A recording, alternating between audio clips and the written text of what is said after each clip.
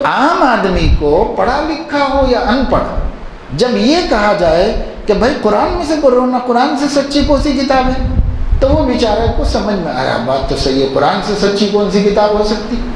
لیکن میرے عزیزو نوجوانوں، اچھی طرح سمجھ لو کہ قرآن بھی اللہ نے اتارا، لیکن بیان قرآن بھی اللہ نے اتارا۔ بیان قرآن کا کیا مطلب؟ قرآن کی آیتوں کی تفسیر اللہ نے اتاری ہے۔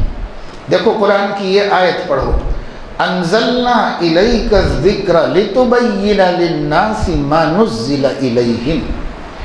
اے نبی، ہم نے آپ پر قرآن اتارا تاکہ آپ لوگوں کو سمجھائیں کہ کیا اتارا۔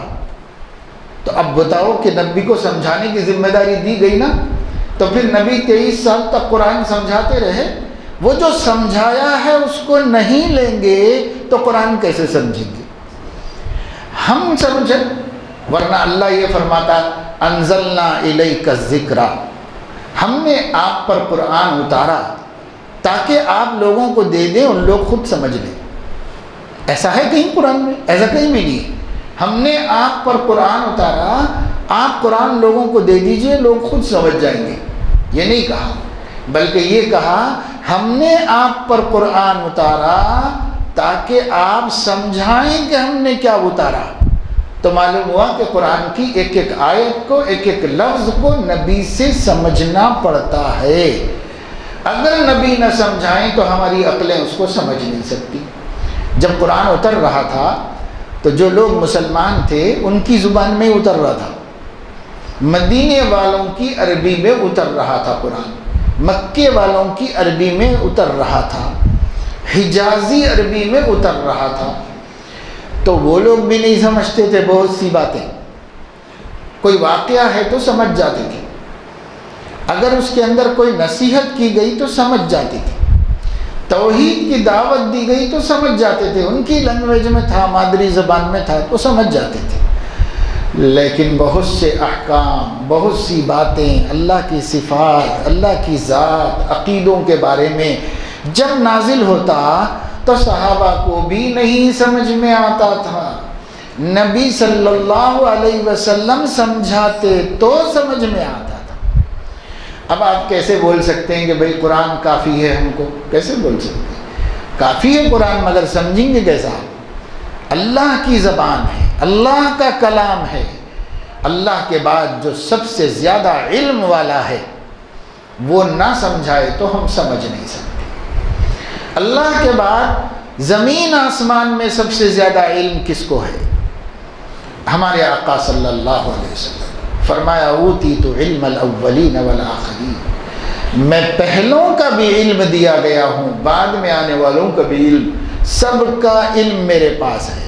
یعنی جتنے انبیاء آپ سے پہلے آ کر 1.25 لاکھ نبیوں نے انسانیت کو ہدایت دی تھی، وہ نبی کے علم سے علم لے کر ہدایت دی تھی، اور ان کے بعد قیامت تک جتنے علماء دنیا کو ہدایت دے رہے ہیں وہ آپ کے علم سے علم لے کر دے رہے ہیں۔ تو اوتیت علم الاولین والآخرین، ایسی ذاتی نبوت حضور صلی اللہ علیہ وسلم کی ہے کہ کسی نبی کی نبوت بھی ذاتی نہیں۔ حضور علیہ السلام کی نبوت ذاتی ہے۔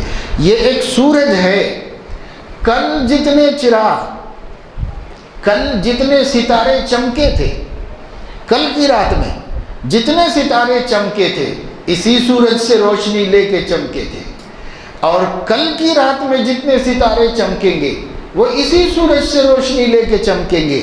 اس لیے ہمارے آقا نبوت کا سورج ہیں، تمام انبیاء جو پہلے آئے ان سے لے کر روشنی دی انسانیت کو، اور تمام علماء جو قیامت تک آئیں گے ان سے لے کے روشنی دیں گے، اور نبی تو کوئی آئے گا نہیں ان کے بعد، علماء آئیں گے، علماء بھی ان سے روشنی لے کے روشنی دیں گے۔ یہ جو روشنی علماء دے رہے ہیں کہ دیکھو یہ ہم فوکس کر رہے ہیں تو اس میں دیکھو روشنی میں ہدایت پہ کون ہے، گمراہی پہ کون ہے، تو علماء قرآن حدیث کی روشنی سے بتا رہے ہیں، قرآن حدیث کی روشنی سے۔ آپ ہی کے سورج میں روشنی ہے، نہ چاند میں ہے نہ ستاروں میں۔ ستارے چمکتے ہیں سورج کی روشنی سے، چاند چمکتا ہے سورج کی روشنی سے، تو اگلے بھی پچھلے بھی سب کا علم ایک ہی جگہ پر ہے، اور وہ ہے ہمارے آقا کا سینہ مبارک جس میں اولین و آخرین کا علم جمع ہے۔